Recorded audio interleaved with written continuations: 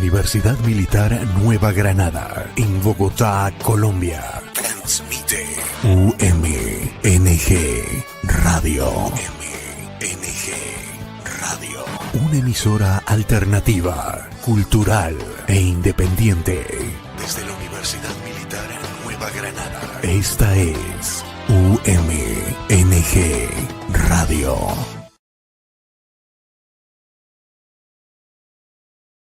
Lo que ocurre en la universidad, los acontecimientos y sus protagonistas están en UMNG Radio.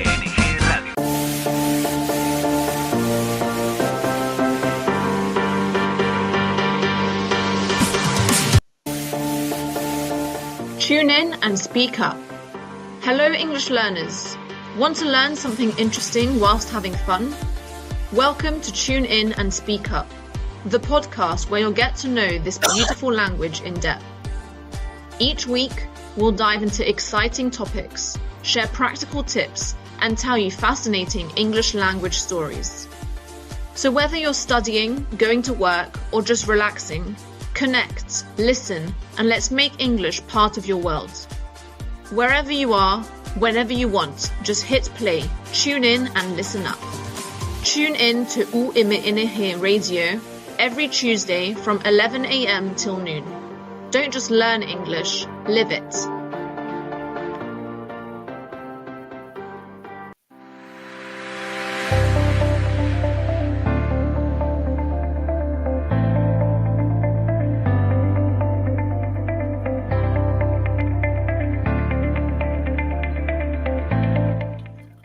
Okay, good morning. Hello, Leonardo. Hello, teacher. Okay, good morning. We're here for our 5th episode of Tune In and Speak Up. Welcome. This is the podcast from Universidad Militar Nueva Granada, where we explore the fascinating history and evolution of the English language. My name is Jorge Bermúdez. I'm a professor of English at the Department of Multicultural Studies, part of the School of Education and Humanities here at Universidad Militar. I'll be your guide through the stories, words, and cultures that shaped the English we speak today. Whether you're a second language learner or just curious about how English became a global language, you're in the right place. This podcast will help you boost your English skills while diving into fascinating stories from history, culture, and beyond. So grab your headphones, tune in, and speak up. Today in our 5th episode, we have Shakespeare's influence, the Bard, and everyday English. Today, we're going to be exploring one of the most famous writers of all time, William Shakespeare, also known as the Bard, and we're going to find out why. Because of his status as one of the greatest poets and playwrights in history, Shakespeare is one of a kind in the English language. The term bard, his nickname, or the way people call him nowadays, is the bard. What is the meaning of that? This term refers to a poet, especially one who composes and performs verses celebrating heroic deeds and national history. In medieval and Renaissance times, bards were respected storytellers and poets who entertained audiences with their literary skills. So that's why William Shakespeare receives this nickname of the Bard. Okay, but now that we are beginning with our episode on the curiosities of the English language, I would like to talk about one of the biggest of these curiosities that many people ignore. And this is that there is no 100% certainty that William Shakespeare was a real person. And if there was a man with that name, there is no 100% certainty that he would have written his works. So imagine this, it's like a nuclear bomb. The most famous writer in the language may have not lived, may have not existed. Why? Well, the controversy surrounding Shakespeare's existence, often called the Shakespeare authorship question, is a long-standing debate about whether William Shakespeare actually wrote the plays and poems attributed to him. While mainstream scholars accept that Shakespeare was a real person and the true author of his books, skeptics argue that someone else, often a more educated or aristocratic figure, was the true writer.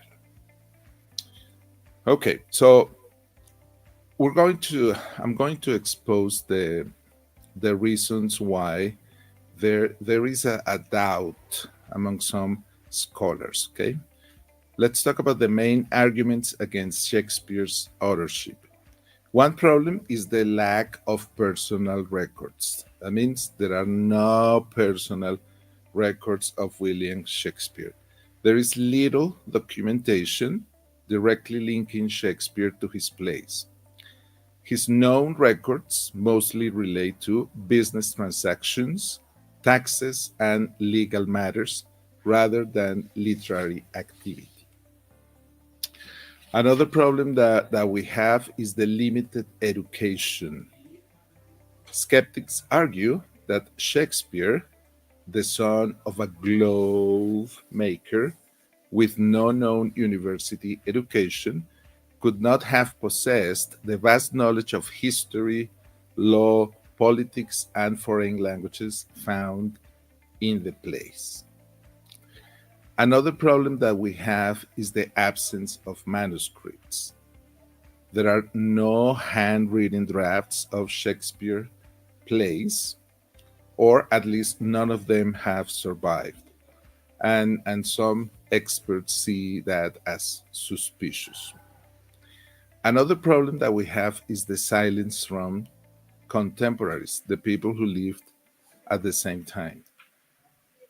Unlike other famous playwrights of the time, Shakespeare was not widely celebrated as a writer during his lifetime.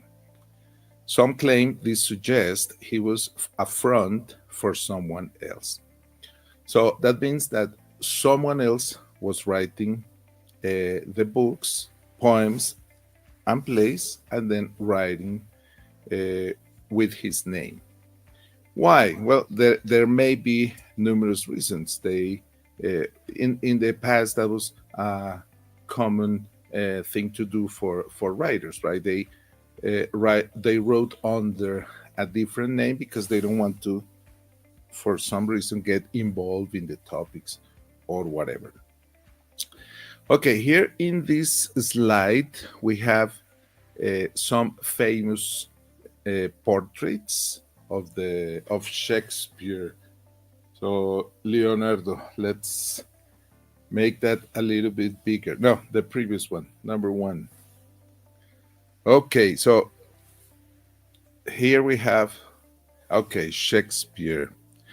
The first on the left, it's called the Dresshout portrait.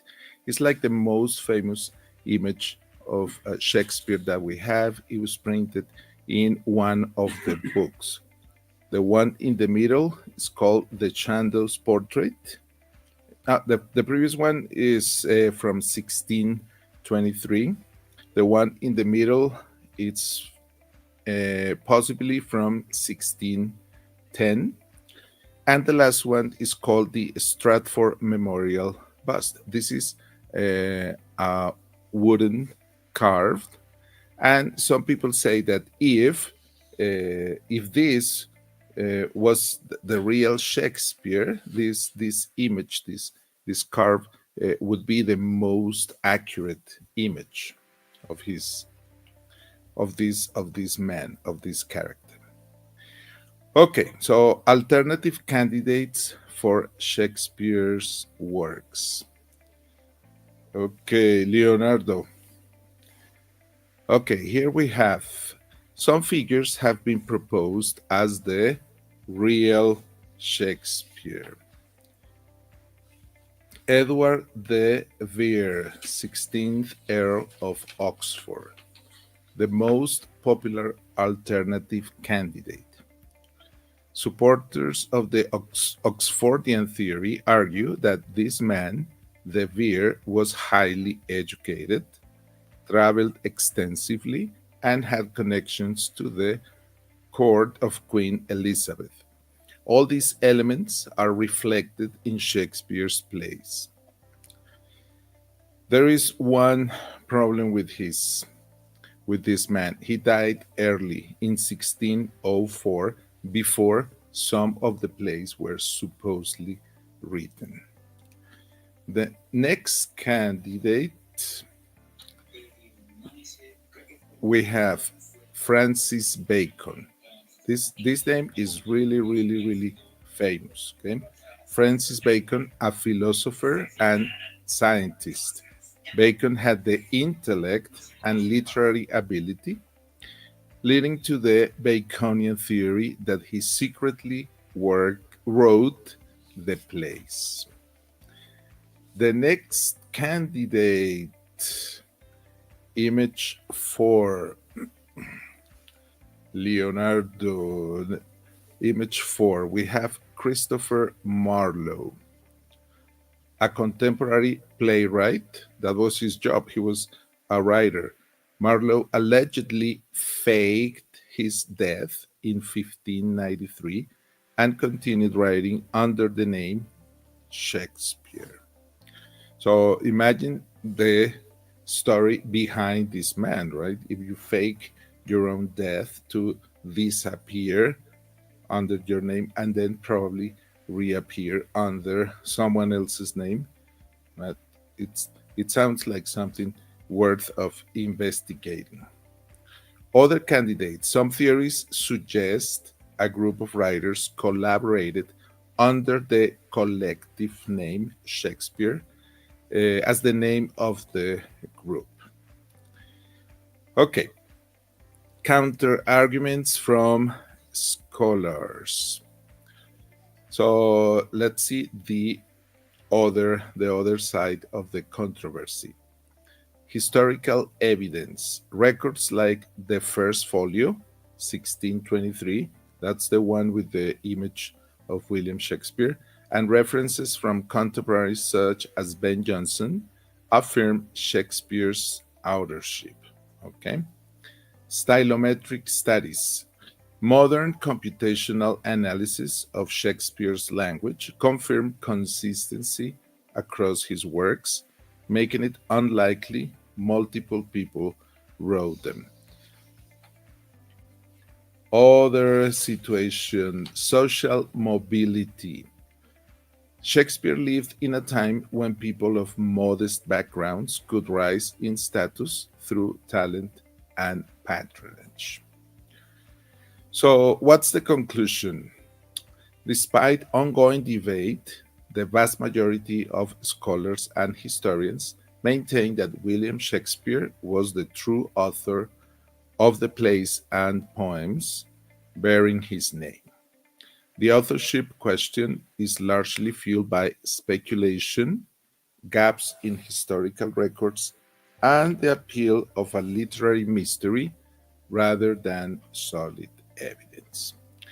Okay, so let's say that Shakespeare was indeed a real person.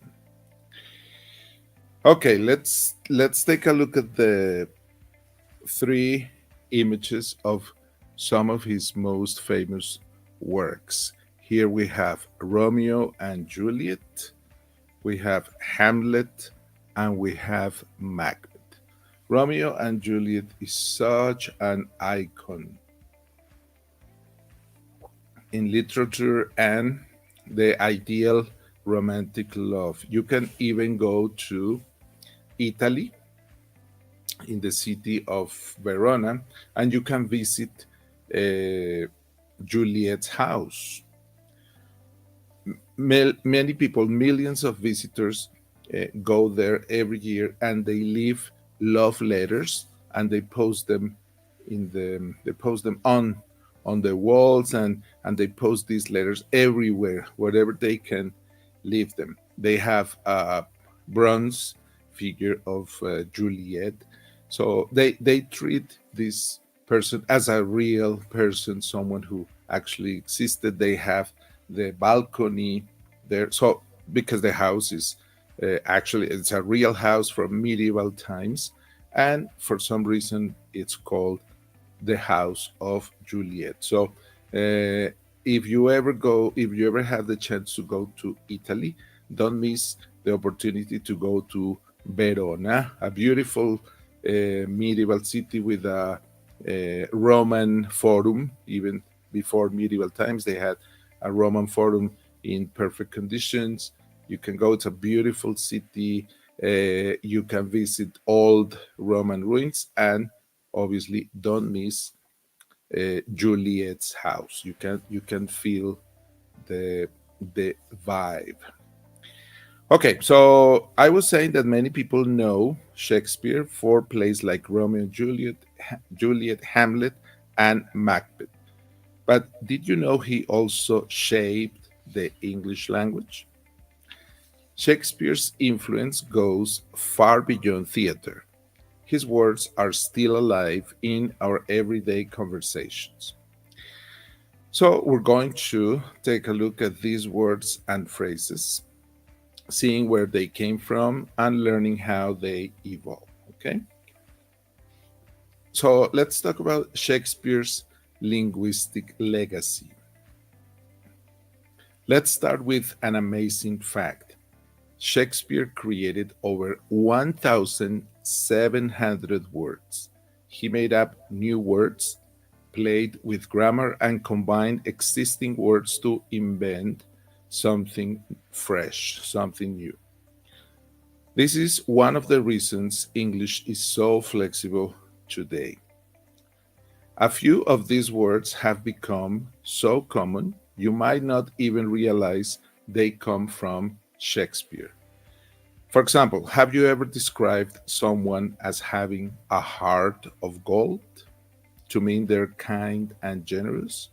Or maybe you've heard the phrase break the ice when people need to start a conversation in an awkward situation. Shakespeare wrote both phrases. Okay, so let's explore the phrases we use today. Let's break down a few of these phrases. We'll look at 5 common ones that came directly from Shakespeare. I'll share how they are used today, their original meaning, and a little bit about where they appear in his works. Let's begin with idiomatic expression number 1, break the ice. Okay, so we can see in this slide, break the ice to overcome the tension of initial meeting. In modern English, break the ice means to do or say something to make people feel more comfortable in a social situation. Even in Spanish, it's something that we frequently use. Yes, romper el hielo. Shakespeare wrote this phrase a in a play called The Taming of the Shrew, where it meant breaking the initial awkwardness. So the meaning was the same from the very beginning. He used it to talk about starting a relationship, something that it's a situation that we all know. It can be a little bit awkward, a little bit icy, a little bit difficult at first. Okay, number 2. Idiomatic expression number two, heart of gold. Another common one, heart of gold, comes from Henry V. Today it's used to describe someone kind and selfless.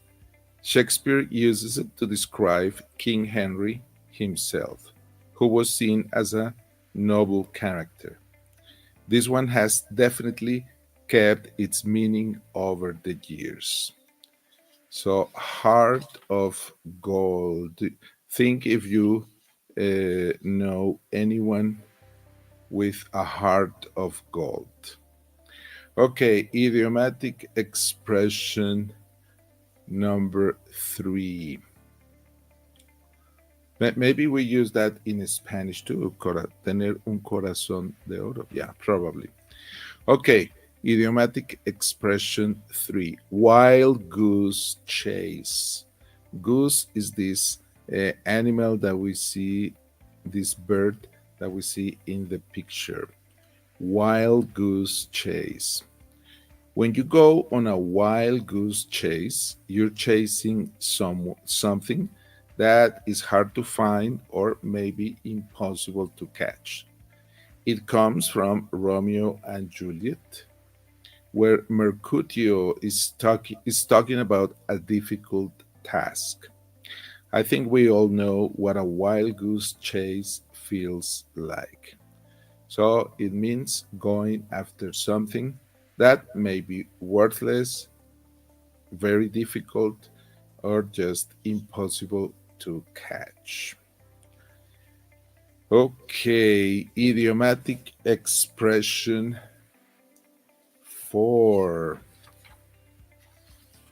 laughing stock. Look at this picture, right? People laughing at someone. Ever heard the phrase laughing stock? In Spanish, we would call this el hazme reír.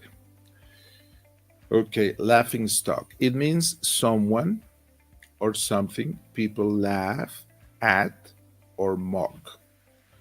This one is from the book The Merry Wives of Windsor. It's one of the more vivid phrases, and it has stuck around as a way to describe funny or embarrassing situations.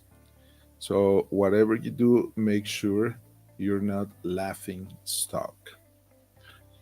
Okay, and idiomatic expression number five. It's Greek to me. It's Greek to me, used when we don't understand something. In Spanish, we would use the expression like, oh, me estás hablando en chino. Yeah?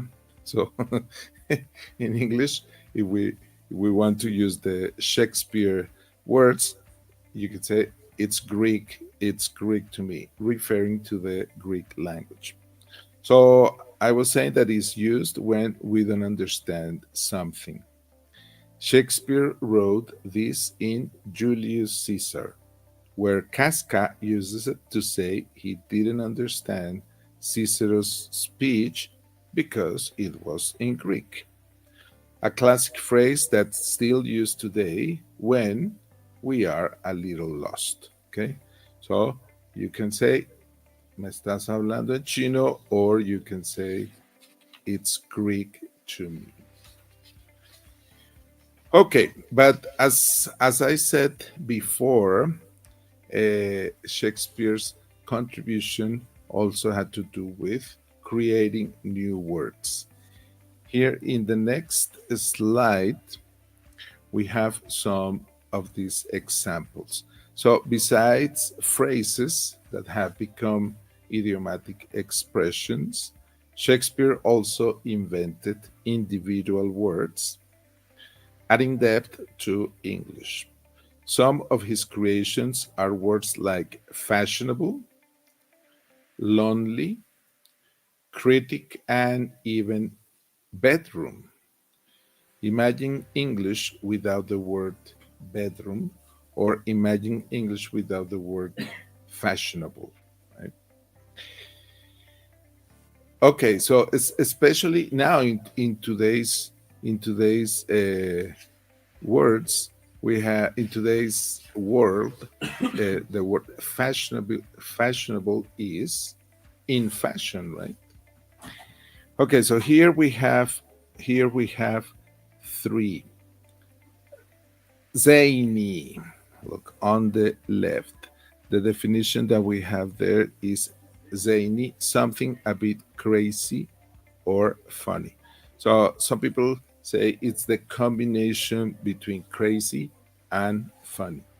Zany, invented by Shakespeare. It's an interesting adjective that not many people use, but is one of my favorites. Okay, so fashionable, right? When we talk about trends or styles today, and people look says fashionable characteristic of, influenced by, or representing a current popular style. Many young people involved in uh, social media, different platforms, want to be considered fashionable. A lot of our students would like to be considered fashionable, like many influencers on Instagram. And the last one here we have swagger, someone who walks with a lot of confidence. This word is often used to describe someone who walks with a lot of confidence, as I was saying. Shakespeare first used it in A Midsummer Night's Dream, El sueño de una noche de verano, to describe bold characters, characters with a lot of personality. Okay, so I'm sure we can find a lot more words here. Leonardo, do you think we can go to? We present this website before when we gave a general view of the program and the plan for the program. Can we Leonardo Shakespeare.org? Yes, remember?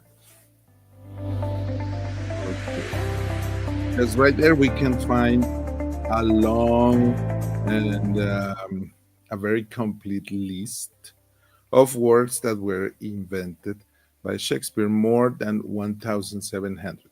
So, as I was saying, we mentioned this website before when we talked about a general overview or of our podcast for this season. Okay, while we get to the website, let's talk about the way Shakespeare played with language. Okay, one of the best things about Shakespeare is how he played with language, even if it meant inventing words. If a word didn't exist, he simply made it up. This freedom to create is something we see today in technology and internet slang. Remember that every day we have a new expression, a new word. Oh, look, shake it up. Okay, okay. So every day we have a new word from internet. For example, selfie. Yes. Have you used that word? Well, obviously, yes. It didn't exist 20 years ago. Okay. Selfie is a word created because of the internet. And even in Spanish, we use it today, right? We say, let's take a selfie. And selfie is the word that we use. Now it's a global term. Shakespeare reminds us that language is always evolving, and obviously that's a beautiful thing. So, if we think about how things have changed, 10 years ago, we didn't have Instagram. Oh, well, probably we did, but it was not as common as it is today to talk about Instagrammer, YouTubers, um, what's the other one? TikTokers, etc. So it's a demonstration that language evolves every day, and because of globalization, even Spanish is affected, and all these words have to be included because we don't even have words for this in our language. Okay, why? So let's go to part five. Why has Shakespeare's language lasted? Why do Shakespeare's words and phrases still resonate with us? One reason is his focus on universal human experiences. His themes, love, ambition, jealousy, bravery, are still with us. They are timeless. All the things around us have changed, but these basic components of human condition have not changed, and that's why reading his books, watching his plays, reading his poems still resonate with us because we're basically still the same humans. Even though globalization and the post-modern times may make you think that things have changed or humans have changed dramatically, no, we haven't. We're basically the same. Some phrases just stick because they are catchy, so it's easy to remember. Break the ice, heart of gold, all these things can be easy to remember. And he also added a musical quality to um, to language. Okay, so English is highly adaptable, as we have seen. They they have adapted words from different cultures, from all the indigenous tribes they encounter, from all the foreign countries they contacted, from all these places they have visited, invaded, absorbed. They have absorbed new words, new language. So making English a very flexible language. Probably other languages are not as flexible. I can think. I'm not sure, but I can't think about Chinese or Japanese or even French adapting all these words from different languages to their own. Okay, so Shakespeare's influence is a reminder that language doesn't stay still, it grows and changes with times. Okay, so think about the phrases you use each day as we finish with today's program. Are there any that might have interesting origins, or maybe they're more recent inventions? Studying etymology of words is one very interesting way of learning a lot, right? Maybe they are very new, maybe they are from the internet time, etc. Language is full of stories, and exploring them makes our conversations richer. Next time you break the ice, you use that expression either in English or Spanish. Yes, next time you say, vamos a romper el hielo. Remember Shakespeare, right? Or next time you describe someone as laughing stock or an hazme reír, remember that you're connecting with words that have journeyed through centuries. And that, I think, and in my opinion, is very, very surprising, and it's pretty amazing. And that's why we have this podcast, to explore these curiosities of the English language. Okay, so what are we going to do next week? What are we going to talk about next week? Next week, we're going to talk about the rise of English in science and technology. Okay, we will be exploring how English became the primary language for science, technology, and innovation. Wherever you go today, wherever you go to work, for example, if you work in the field of science or technology, wherever you go, the lingua franca, the official language in different companies and offices, is going to be English. Why that? At what point English became the language of science, especially, right? Okay, so we next week we will be discussing some interesting facts. For example, scientific terms we use around the world and their origin.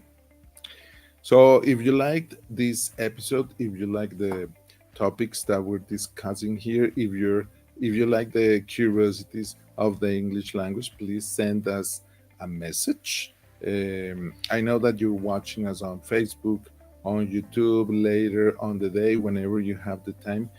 We hope, with Leonardo, we hope you're enjoying these conversations. Please send us a message with questions or suggest topics for an upcoming program.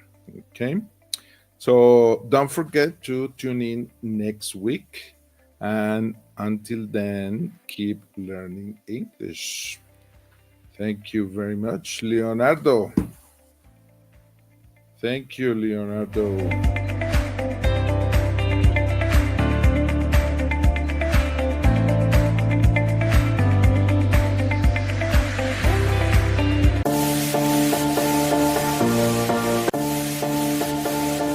Tune in and speak up. Hello, English learners. Want to learn something interesting whilst having fun? Welcome to Tune In and Speak Up, the podcast where you'll get to know this beautiful language in depth. Each week, we'll dive into exciting topics, share practical tips, and tell you fascinating English language stories. So whether you're studying, going to work, or just relaxing, connect, listen, and let's make English part of your world. Wherever you are, whenever you want, just hit play, tune in and listen up.